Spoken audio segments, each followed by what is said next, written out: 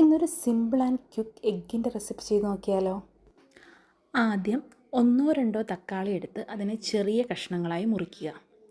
ഇനി അതിലേക്ക് ഒരു പച്ചമുളക് കൂടി ചേർക്കുക. പച്ചമുളക് ചേർത്തതിന് ശേഷം നമുക്ക് ഒരു സവോളയുടെ പകുതി കൂടി ഇതിൻ്റെ കൂടെ ചേർക്കാം. അതോടൊപ്പം ഒരു തണ്ട് കറിവേപ്പില കൂടി ചേർക്കാവുന്നതാണ്. ഇനി നമുക്ക് വേണ്ടത് 2 മുട്ടയാണ്. ഞാനിവിടെ എടുത്തിരിക്കുന്നത് 2 കോഴിമുട്ടയാണ്. അത് ഇതിലേക്ക് പൊട്ടിച്ചൊഴിക്കാം. എന്നിട്ട് നമുക്ക് പൊടികളും ഉപ്പൊക്കെ ചേർത്ത് കൊടുക്കാം. ആദ്യം ഒരു നുള്ളു ഉപ്പ് ചേർക്കുക.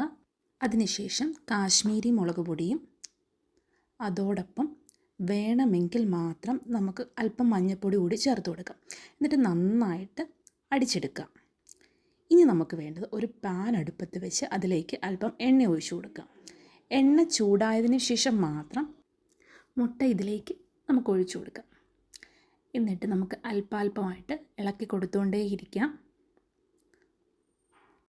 ഇത് നന്നായിട്ട് മുരിഞ്ഞ് വന്നാൽ മാത്രമേ നമുക്ക് നല്ല ടേസ്റ്റിൽ കിട്ടത്തുള്ളൂ. എനിക്കിത് നല്ല ക്രിസ്പി ആയിട്ട് വരുമ്പോൾ കൂടുതലിഷ്ടം. കാരണം അതിനാണ് കൂടുതൽ ടേസ്റ്റ്. കുറച്ച് വെള്ളത്തോടു കൂടി കഴിക്കുമ്പോൾ നമുക്ക് അത്രയും ടേസ്റ്റ് ഇല്ല. ഇനി അങ്ങനെയല്ല അത് എടുക്കേണ്ടവർക്ക് അല്ലാതെ എടുക്കാം. എനിവേ നന്നായിട്ട് ഇളക്കി കൊടുക്കുക. നന്നായിട്ട് വെള്ളം വറ്റുന്നത് വരെ ഇളക്കി കൊടുക്കുക. മീഡിയം ഫ്ലെയിമിൽ വെക്കാൻ പ്രത്യേകം ശ്രദ്ധിക്കുക. എനിക്ക് തോന്നുന്നത് ഇത് ഡിന്നറിനൊക്കെ പെട്ടെന്ന് ഈസി ആയിട്ട് ഉണ്ടാക്കിയെടുക്കാൻ പറ്റുന്ന ഒരു റെസിപ്പിയാണ്. അപ്പോൾ എല്ലാവരും ട്രൈ ചെയ്യണം.